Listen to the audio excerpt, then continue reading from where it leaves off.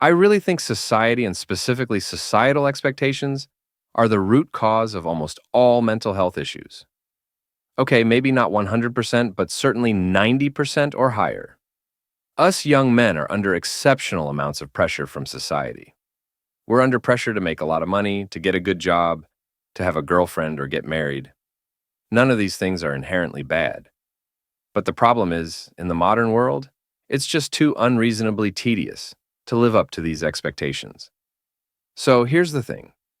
When expectations are put on you, expectations you didn't ask or sign up for.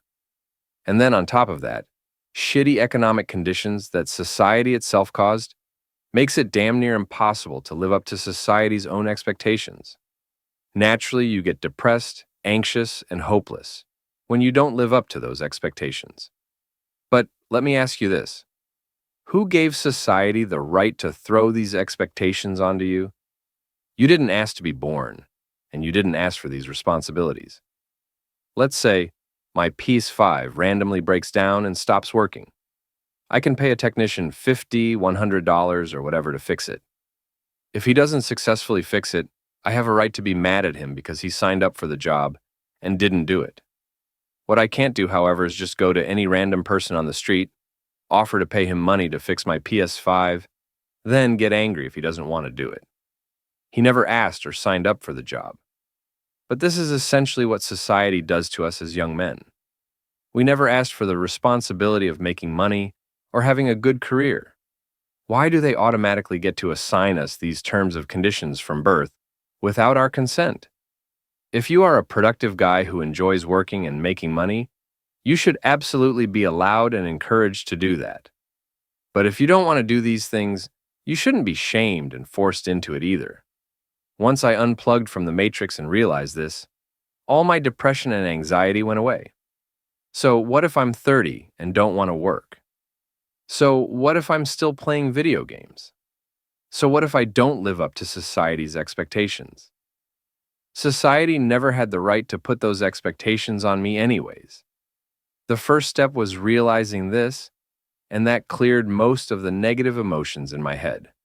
And once I was able to do that, it cleared my mind to allow more positive energy to flow.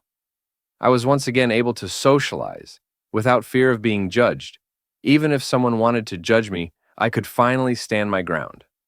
I was able to do things that I personally enjoyed, like video games and sports. How many of us are forced to give up our own personal enjoyment for the sake of women or society? We're always told to stop playing video games and give up all our own favorite hobbies to quote-unquote grow up. And it's like, when you're expected to sacrifice everything you actually enjoy so that you can dedicate 8 hours a day to a job you hate, is it any wonder why that would cause depression and anxiety? Even if you want to take a more conventional path and start a career and family, you should do it on your own timeline. Doing it based on societal expectation not only sparks anxiety, but pushes you into making the wrong choice, as you rush into it and make a rash decision before you're ready.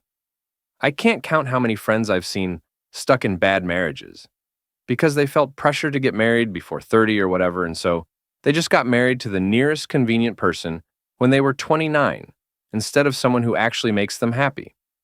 The other reason society is the main cause of just about every mental health issue today is because it makes us unable to appreciate the little things, the little achievements that would otherwise make us happy in life.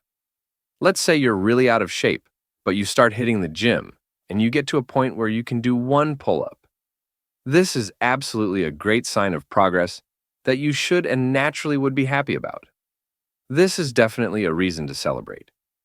But because it's not going to make any money or impress any girl, because society doesn't care, you unknowingly don't give yourself permission to be happy until you've gotten society's approval, which, by the way, is harder and harder to do these days. But it really shouldn't be this way. In fact, the only way you get to the Giga Chad level society wants you to be is by celebrating and appreciating the small wins on the way. You can't just directly skip from being completely out of shape to being able to do 100 pull-ups. You have to start with 1, then 5, then 10, and so forth. It's almost like an invisible force looking over your shoulder and not letting you enjoy anything in life until it gives you its approval. I say fuck that. Go out and enjoy any W in life, big or small. Whether it's something as big as making $1 million or something as small as finally beating that final boss in the video game you were stuck on. Give yourself permission to enjoy things, regardless of whether society approves of it or not.